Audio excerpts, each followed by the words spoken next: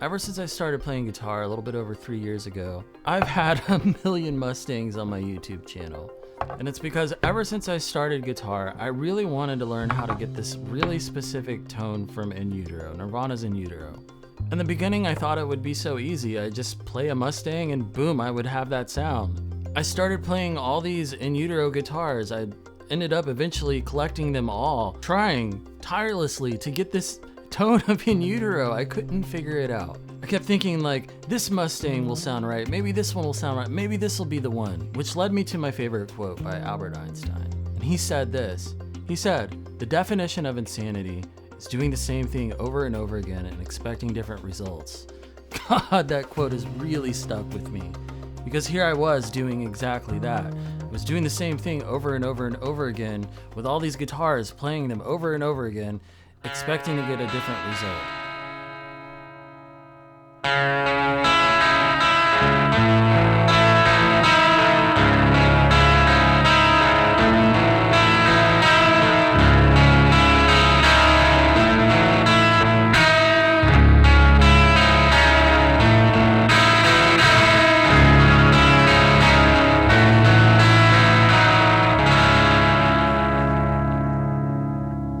As much as I absolutely love the Mustang, I knew this wasn't it. I'd been through a billion of them already, a ton of Mustangs. None of them sounded right, not like this really specific tone I was hearing. I knew that Kurt didn't use the Mustang to record In Utero. At least not all the main stuff with it. But I do remember Steve Albini. I talked to him quite a bit, quite often before he passed. I still can't believe he's gone actually.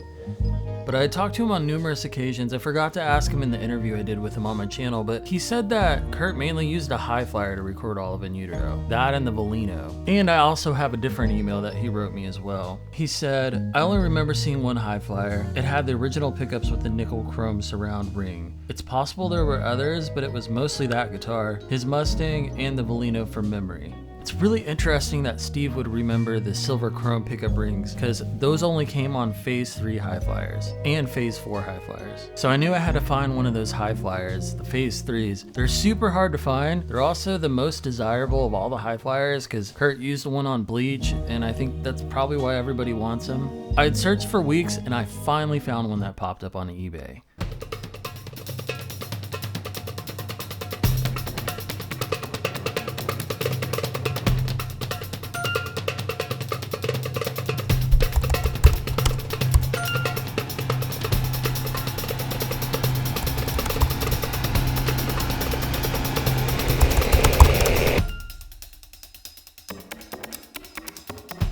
I was totally not prepared to spend this much on a high flyer, but I knew that if this was it, this was actually it, like Steve said, I knew I had to get it.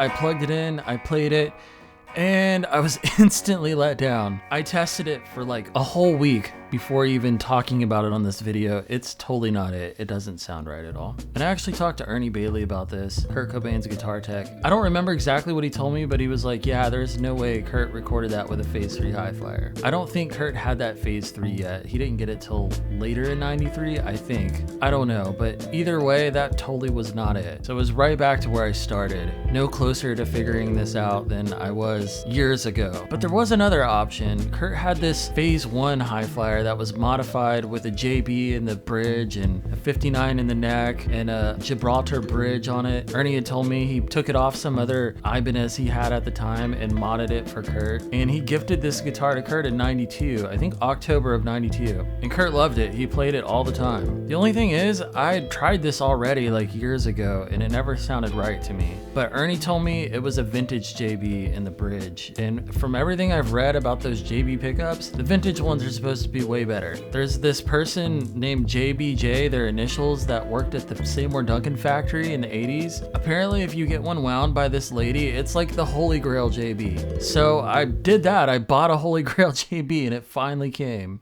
I was just holding on to every bit of hope that like this would totally sound different enough to make a difference.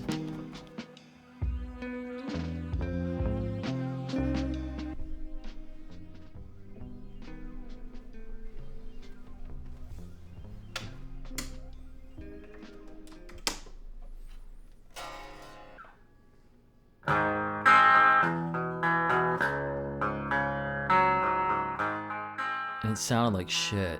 It was like honky, and it was just like the other JB, honestly. For lack of a better word, like it just sounded lifeless and like humbuckers do, really. I'm not a huge humbucker fan, unless it's like a PAF. That's like my favorite humbucker. But I knew Kurt didn't have a PAF in his high flyer. I knew it was this JB, and it sounded like his live high flyer. From all the takes when I've heard it live, it sounded like that. It didn't sound like the record, which was a super letdown. It sucked. Again, I was no closer to figuring this out. I just wanted to know what it was. It was just driving me crazy at this point. I didn't even care about Kurt's tone or copying the sound of the record or anything. I was just like really fed up and mad at Kurt almost. I was just like, what the f did you use to record that record, man? It's so strange sounding. Like, what is that? I even, for the hell of it, just because I'm crazy, tried a Phase 4 high flyer, but it just sounded like the Phase 3, so not worth even talking about. I basically figured this was lost of time forever, and I was never gonna figure it out until something really crazy happened. I decided one last time to get another high flyer. I don't know why, I just had this strange feeling that maybe I just don't have the right high flyer. So I found this one on Reverb, except I totally didn't want it because it had a mahogany neck. I didn't want a mahogany neck. Like, I don't think Kurt's was mahogany, but the seller for the other high flyer I was interested in didn't respond. So I just decided to try the mahogany one, and I bought it. And this is really interesting because after it shipped and I was waiting on it to arrive, I started doing a whole bunch of research, and I actually found out Kurt did have a high flyer that had a mahogany neck. This was really weird. I didn't even know mahogany necks for these existed. If they did, they were super rare. And what's even more weird is he was playing this like 2 weeks before the recording of In Utero, and it had the stock pickups in it. But when I finally found photos of it in the archives, it had this humbucker in it. So I figured it probably had a Phase 3 humbucker thrown in it right before recording In Utero. And again, I was super let down because I just tried a Phase 3 and I didn't see how this was going to be any different at all. So it finally arrived, and it just sat in the box for a while. I didn't even open it for probably like a week. And one night I forgot about it and actually opened it, and the first time I held this guitar in my hands, it was the strangest feeling ever. I can't describe it. I just very vividly remember the view of this neck all worn in being mahogany, and it was like heavy. It didn't feel like a normal high flyer. It was so strange. It was like this voice came out of nowhere, and it was like, that's the high flyer for In Utero. I decided to just try it out and play it really quick. And I was shocked. Like, that was the exact sound that I had been chasing for years, and it sounded exactly like it. So I decided to text Ernie and ask him about these pickups. He said, likely both guitars were sent out for In Utero. I don't remember the timeline for purchasing the mahogany neck one, but based on how fast the pivot to the Univox custom was, I probably bought it for him as a backup as soon as possible after the Carver Gymnasium show. And I do have a memory of him saying he did like the stock single coil Univox pickups. So it's very possible that guitar was left as is. So just to make absolute sure, someone had commented on one of my videos and said, yo, there's a photo of that Phase 2 high flyer at the Roseland Ballroom show that just surfaced, and it still has the original pickups in it. Literally all the stars aligned. I know to you guys this sounds stupid, but for me, like, I've been trying to figure this out for so long. So I think you guys know what this means. There was only one thing left to do.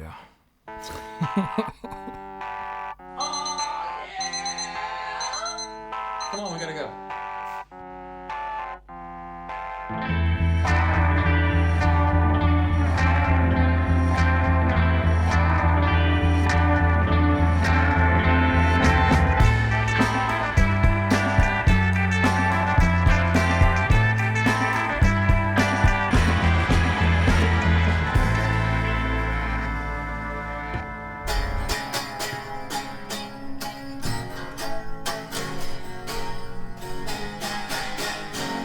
And if you sail above,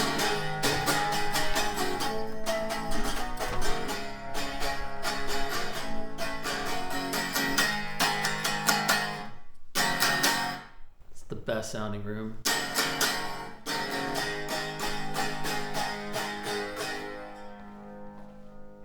So pedals are set up here. All right, it's gonna be fun today. Got the Gilvolino, and hold on, B90 Volino. Yeah.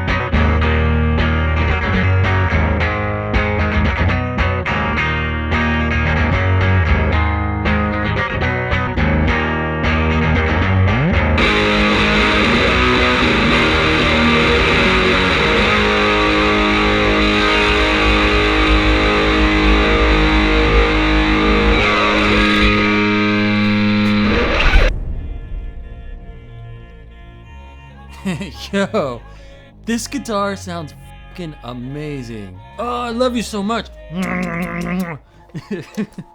But no, like seriously, for me this is so crazy because I've been chasing this certain sound this guitar makes for so long, and to be able to just have that now is just blowing my mind. But this brings me to the second part of the video, the Ernie amp. I don't know if you guys remember, like a couple videos ago, I made a video about this really special, highly modified amp. It's like a super lead Marshall that Ernie Bailey, Kurt's guitar tech, had modified to have no distortion. So it's like perfect for clean tones. This is the amp that Kurt Cobain used for cleans on the record. And I was out of luck because remember that one that I had? Well, I don't have it anymore.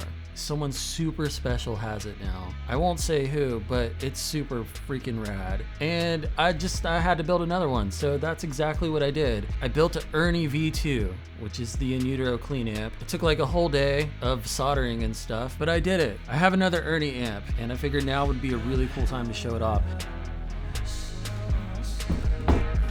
This amp is so crucial for tones like heart-shaped box, sappy, or all apologies, or dumb. Like all those clean tones, it's this specific amp.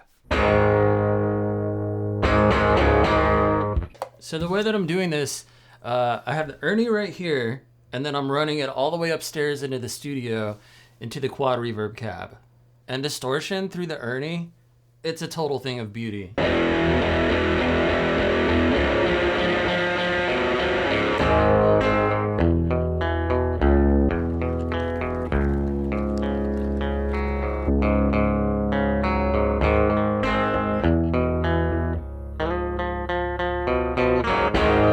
Kurt totally used this guitar to record a heart-shaped box. It's always been this crazy sound that's always baffled the shit out of me. And it's because of these damn pickups. I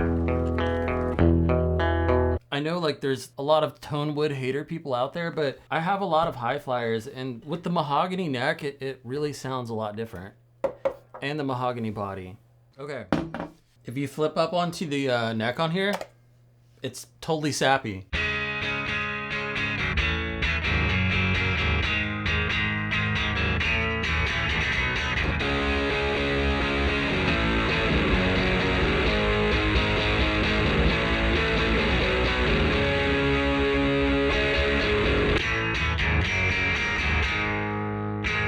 Yeah, it's crazy. And this is like the part where basically I just admit I've been wrong about so much stuff. You know, figuring out all these tones, like in previous videos, I thought All Apologies was a Farrington. It's actually not. It's just this guitar.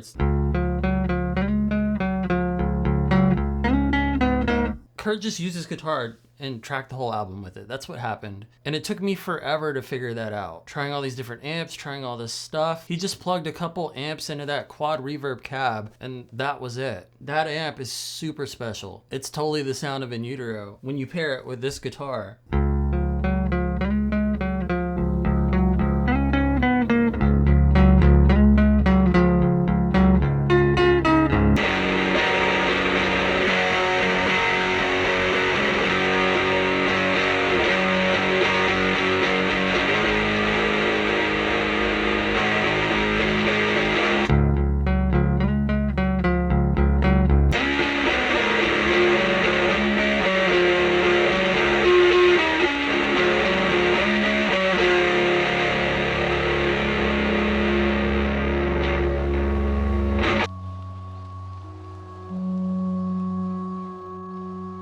So where does all this leave us? Like, what does this mean now? Well, for me, I figured out the mystery.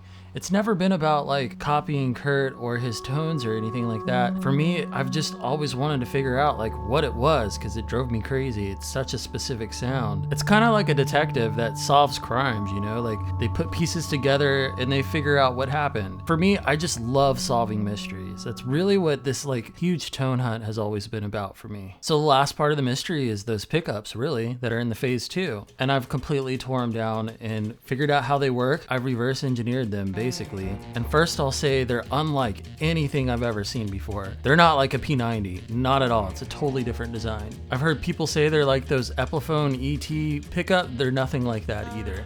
In fact, they're very different from the phase 1 high flyer pickups. They measure totally different. The bobbin's a totally different design. Simply put, those Phase 2 pickups are absolutely wild. They're so weird, but I've completely reverse engineered them. In fact, I just made a white one, which is gonna go. So this vintage JB in the 59, this stuff is coming out, and this is gonna have a really sweet set of white pickups. These are Phase 2 pickups that I made from scratch, and they sound absolutely identical. It's wild. I'm not gonna go too much into pickups like in this video because, well, I feel like this is already too much stuff for one video. So I'm already working on a new video that's gonna cover these pickups and just a lot of really cool stuff. With all this shit that I found out over the years, like now I have a mahogany Mustang that I'm building where I've designed this exact Phase 2 pickup to fit in a single coil Mustang slot, and it sounds identical. I can't wait to show you guys what I've been working on. And I've never been too much of like a pickup believer until I started winding my own pickups and really dissecting these designs. I got a 3D printer and I've been printing these bobbins from scratch. I mean, like truly nerdy shit, but I've just been having a blast, like the most fun I've ever had. I even 3D printed a high flyer, but I'll save that for another video. I'm telling you, I've gone off the deep end. Oh, and for all of you that have watched till the end, this is kind of important. If you guys manage to get a hold of one of these, you gotta use the tone knob, because if you have it all the way open, it's just gonna sound ridiculous. The trick is, you roll it all the way down to like 2, and that's it. That's where the magic tone is. So yeah, everything on In Utero is basically that Phase 2. And then for the overdub guitar, all the overdubs are the Volino, basically. So those 2 guitars is what really went down in the studio. It's not far off from what Steve originally told me. He said the high flyer and the Volino. And then the Mustang, wherever it could have been used, you know, I don't know, probably some distortion parts. But if it was used, it probably wasn't much at all. Well, that's it. This feels super weird saying this. I'm kind of sad, but it's over. I mean, that's it. There's no more In Utero tone to chase. There's nothing left to figure out. And the mystery is no longer a mystery.